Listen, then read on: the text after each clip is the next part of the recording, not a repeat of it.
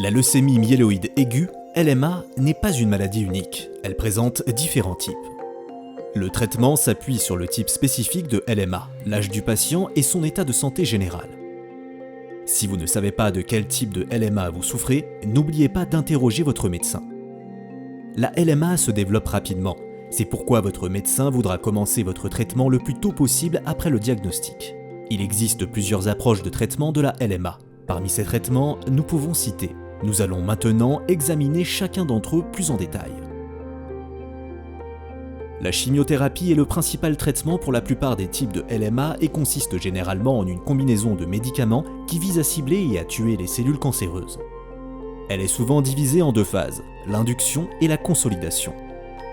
La phase initiale d'induction vise à éliminer toutes les cellules cancéreuses détectables. Il s'agit généralement d'une chimiothérapie intensive qui nécessite dans la plupart des cas l'hospitalisation du patient pendant et après le traitement. Si le traitement d'induction a réussi à éliminer toutes les cellules leucémiques détectables, le patient reçoit généralement un traitement de consolidation. Cette mesure vise à éliminer toutes les cellules leucémiques non détectées et à empêcher la réapparition de la leucémie. La chimiothérapie est susceptible de provoquer un certain nombre d'effets secondaires, dont certains disparaissent une fois le traitement terminé. Les effets secondaires peuvent être les suivants.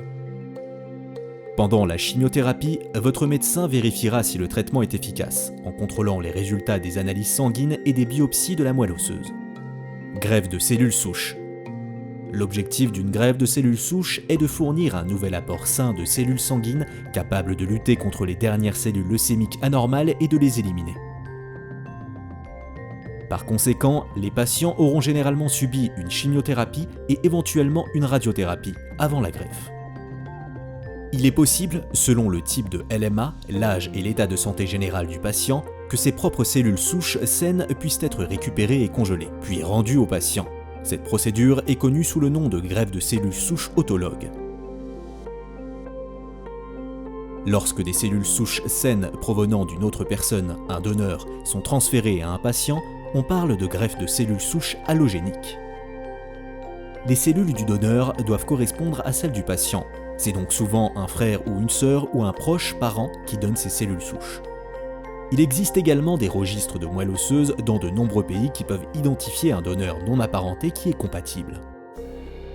Traitements ciblés. Les traitements ciblés représentent un groupe de médicaments qui sont utilisés soit parallèlement à la chimiothérapie, soit chez les patients pour lesquels la chimiothérapie n'a pas donné de résultat ou n'était pas adaptée.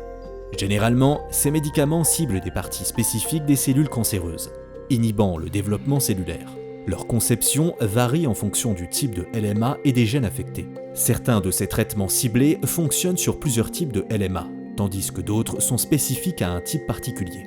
Il est donc important de connaître votre type de LMA afin de savoir si l'un de ces traitements peut vous convenir. Immunothérapie. Il s'agit d'une autre approche de traitement alternatif pour la LMA. Elle utilise le système immunitaire du patient pour identifier et attaquer les cellules cancéreuses. Cependant, seuls quelques traitements ont été approuvés pour le traitement de la LMA, tels que les conjugués anticorps-médicaments et le traitement par cytokine. D'autres approches d'immunothérapie telles que les lymphocytes T à récepteurs d'antigènes chimériques, CAR, les inhibiteurs de points de contrôle et la vaccination des cellules dendritiques font encore l'objet d'essais cliniques. Soins de support. En plus de ces options de traitement de la LMA, les soins de support consistent à aider les patients à gérer à la fois les symptômes de leur maladie et les effets secondaires qui peuvent résulter du traitement. Les soins de support sont adaptés aux besoins de chaque patient et peuvent inclure des médicaments, des transfusions de produits sanguins, des changements nutritionnels, des techniques de relaxation et un soutien psychologique. Essais cliniques. De plus en plus de nouvelles options de traitement font l'objet de recherches et sont découvertes pour des types spécifiques de LMA. Il se peut qu'elles n'aient pas été approuvées pour le traitement de la LMA, mais votre médecin peut vous suggérer d'envisager un essai clinique qui explore un traitement pour votre type spécifique de LMA. Notre mission est de faciliter et d'améliorer la connaissance de la LMA à travers le monde. Maintenant que vous connaissez les approches de traitement de la LMA, pourquoi ne pas en apprendre davantage sur les essais cliniques et l'importance de la recherche ?